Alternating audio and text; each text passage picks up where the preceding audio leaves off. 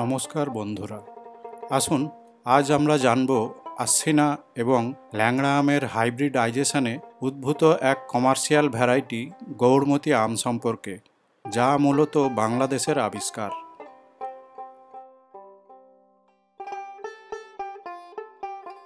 আর এখন সেটা পশ্চিমবঙ্গেও দারুণভাবে ফলছে। আমরা দেখব এর ফলন কেমন হচ্ছে, ফলের কোয়ালিটি কেমন হচ্ছে, কি কি চ্যালেঞ্জ ফেস করেছি, আর সবশেষে থাকছে এর টেস্ট রিভিউ। তাই শেষ পর্যন্ত সঙ্গে থাকার অনুরোধ রইল। ভিডিওটি ভালো লাগলে আমাদের সঙ্গে থাকবেন, চ্যানেলটিকে লাইক, শেয়ার ও সাবস্ক্রাইব করে পাশে থাকবেন।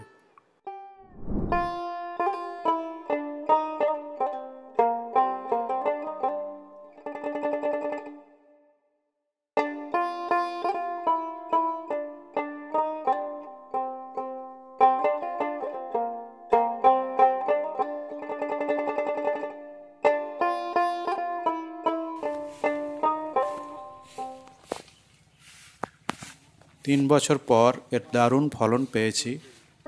ফলন ভালো, থোকায় থোকায় ফল ধরেছিল।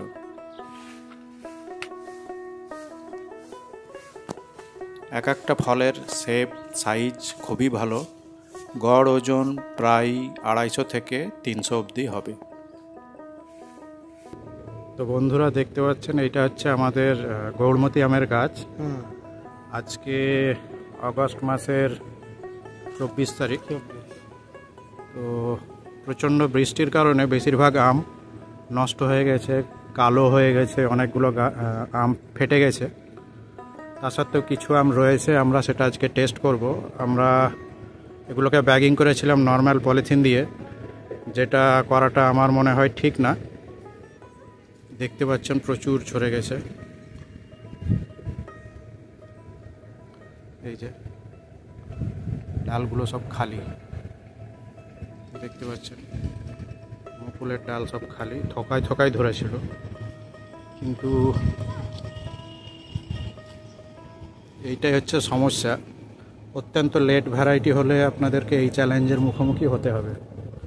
আপনাকে আম প্রোটেক্ট করতে হবে। আমার মনে হয় যে প্রফেশনালি যে ক্যারি ব্যাগ পাওয়া যায় ব্যাগিং করার জন্য, সেই সমস্ত জিনিস ব্যবহার করাটাই ভালো। আমরা দেখুন সব জায়গায় ফাঁকা হয়ে আছে, কিছু কিছু আম শুধু বেঁচে আছে টেস্ট করার জন্য। এই যে দেখছেন, সব নিজে থেকেই আমগুলো নষ্ট হয়ে ঝরে পড়েছে। এর গায়ে তো প্রচুর ফাঙ্গাল আক্রমণ হয়েছে। এই যে এই ডালগুলো দেখছেন, এই সমস্ত ডাল সবই ফাঁকা হয়ে গেছে। এই যে দেখুন, এই যে দেখুন সব ডাল ফাঁকা। এগুলো কিন্তু পাড়া হয়নি, এগুলো নিজে থেকেই নষ্ট হয়ে গেছে। তো আমরা এখন একটা পেড়ে দেখব।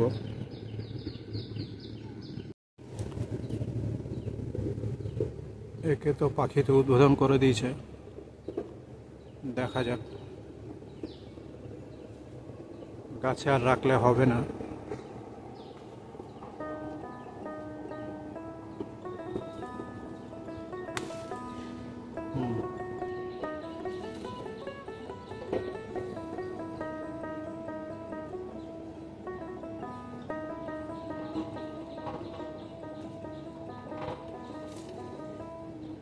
ঠিক আছে, পড়ো।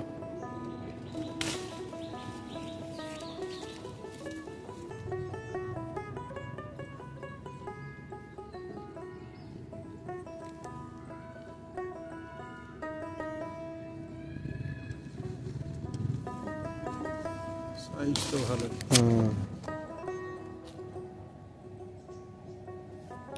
এই আমের রেপুটেশন ভালো, কিন্তু আমাদের এখানে কি হচ্ছে,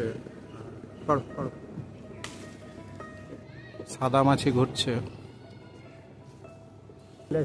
তখনই তো ঠিক আছে, ঠিক আছে, নামা। এমনিতে অফিসিয়ালি টাইম হয়ে গেছে নামানোর।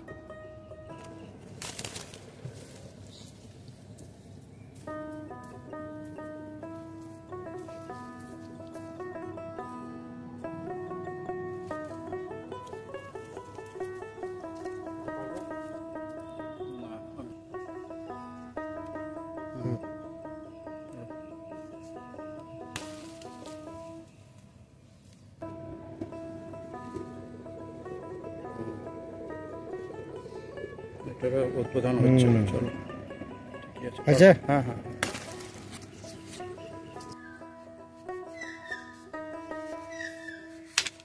কাঁচাই আছে কিন্তু পাখিতে অলরেডি উদ্বোধন করে ফেলেছে।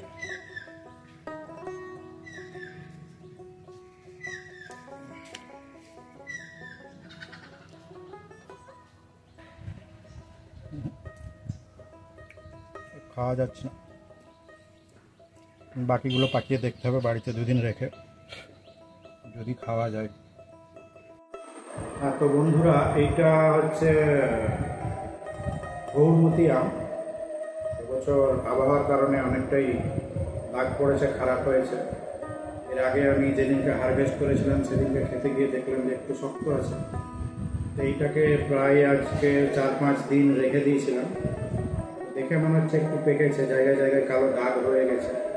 এইটা একটা ডিসঅ্যাডভান্টেজ লেট ভ্যারাইটি হওয়ার কারণে। তো মনে রাখবেন আপনাদেরকে ব্যাগিং অবশ্যই করতে হবে, তা না হলে কিন্তু আইদার আপনি খেতে পারবেন না বা বাজারজাতও করতে পারবেন না। এইটা একটা ডিসঅ্যাডভান্টেজ। তো আসুন এবার দেখি এটা খেতে কেমন, ভেতরটা কীরকম হয়েছে।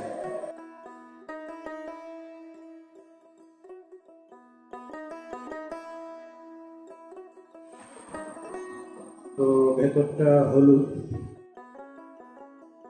স্মেল মোটামুটি আছে। কিসের মতো বলবো, আম্রপালির মতন হচ্ছে কি না, মাইল্ড, জানি না, হয়তো আর্লি হারভেস্ট করা হয়েছিল সেই কারণে হয়ে থাকতে পারে। টেস্টটা দেখো,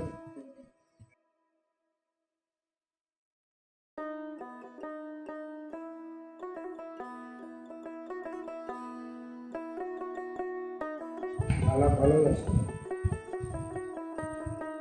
দেখে মনে হচ্ছিল যে হয়তো নষ্ট হয়েছে। না না, সোনালি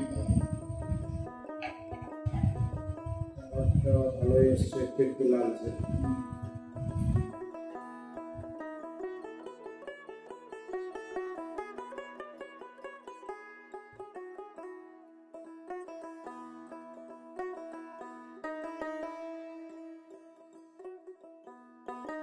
আশ্বিনা আমের জেনারেলি এর যে হাইব্রিড, একটা পার্টনার হচ্ছে আশ্বিনা আমে আঁশ থাকে, যে কারণে আচার হয়। কিন্তু এখানে তো আমার অ্যাটলিস্ট চোখে পড়ছে না আঁশ। দেখো দেখুন,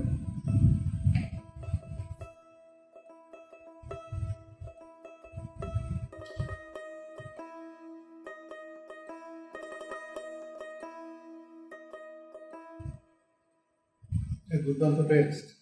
এই টেস্টটা আর কিরকম জানো, ল্যাংড়া আর যেটাকে চৌসা বলি, তার যে টেস্টের যে সংমিশ্রণ হলে যেমন হয়।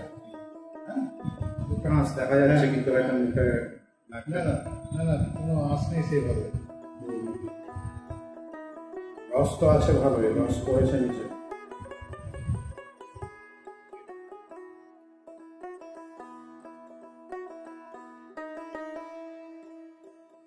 ল্যাংড়া টেস্টের সঙ্গে অনেকটা মিল আছে, আমি সেটাই শুনেছিলাম বাংলাদেশের ভিডিও। একটু টক মিষ্টি হলে যেমন হয়,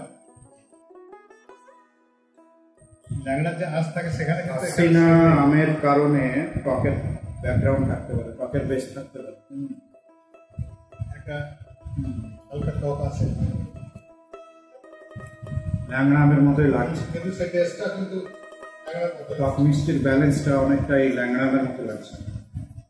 আর আঁশ দেখছিলাম, কিন্তু আঁশ তো মুখে লাগছে না, দাঁতেও লাগছে না।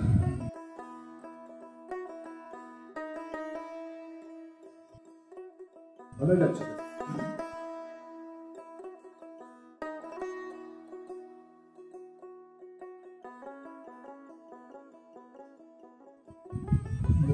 দুর্দান্ত না কালার, হালকা কমলা কমলা ভাব এসছে। গাছে যদি পাকায় কেউ প্যাকেট করে, তাহলে এটা দারুণ একটা লেট ভ্যারাইটির আম হবে। আমার মনে হয় যে লেট ভ্যারাইটির যত দেশি আম আছে তার মধ্যে এটা সেরা হবে। ধন্যবাদ।